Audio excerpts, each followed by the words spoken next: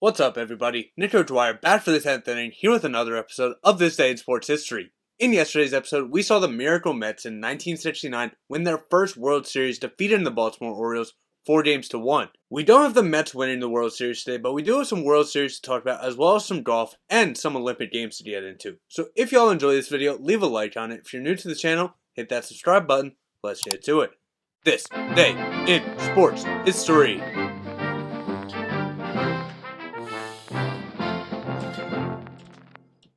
And we will start out today in 1860 at the first edition of the British Open. Willie Park Sr. would win the inaugural event, 2 strokes ahead of runner-up Tom Morris Sr. And this would be Park's first of 4 majors. Move all the way up to 1927 in Major League Baseball, and Ban Johnson, the president of the American League, would retire as the American League president. Now we get into the Olympic Games in 1964.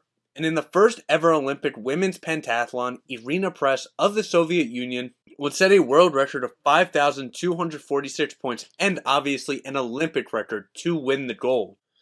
Move over to the track side now, and in the women's 400 meter at those same games, Australian Betty Cuthbert would take her 4th career Olympic gold medal as she would win the women's 400 in an Olympic record 52 seconds flat.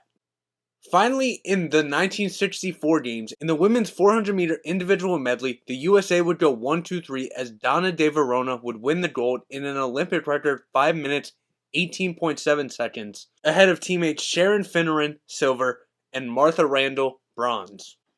From one Olympic Games, we go to another Olympic Games, and we now move up to 1968, and we will start in the triple jump. And Viktor Sanev of the Soviet Union would set a world record 17.39 meters to win the triple jump, and he would end up holding this record for 3 years.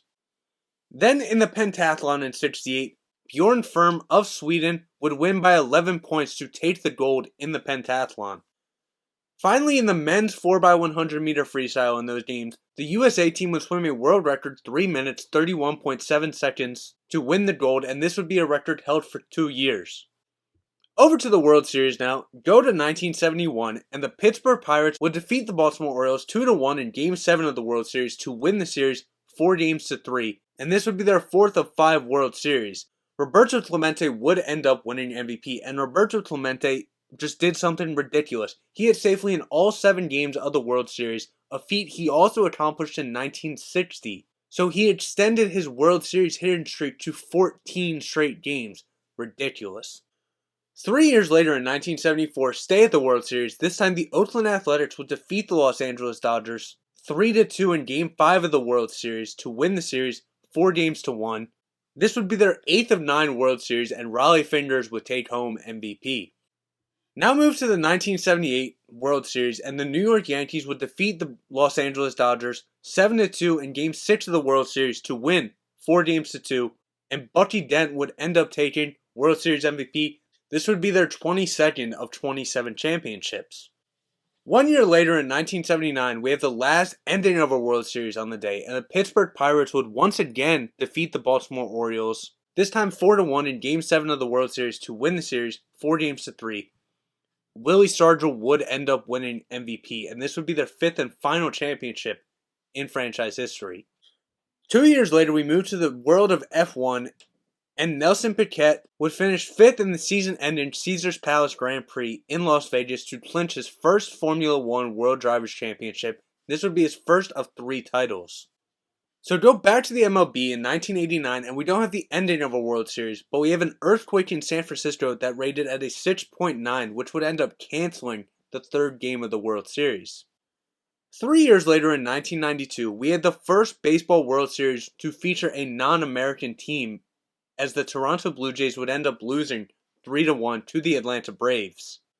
Move up all the way to 2015 now, and in football, Cristiano Ronaldo would become Real Madrid's all-time leading scorer across all competitions with his 324th goal in a 3-0 win over Levante. And we will end today's video off in 2018, and in Game 4 of the ALCS, Jose Altuve's potential 2-run home run in the 2nd inning was overturned as Joe West ruled fan interference when Red Sox right fielder Mookie Betts appeared ready to make the catch over the top of the wall before a fan inadvertently bumped into his open glove, closing his glove. So the correct call there, and basically the opposite of what happened with Jeffrey Mayer. So there you have it. That's what happened on this day in sports history. If I left anything out, I do apologize, but I'll see everybody tomorrow for Nick Dwyer in the 10th inning.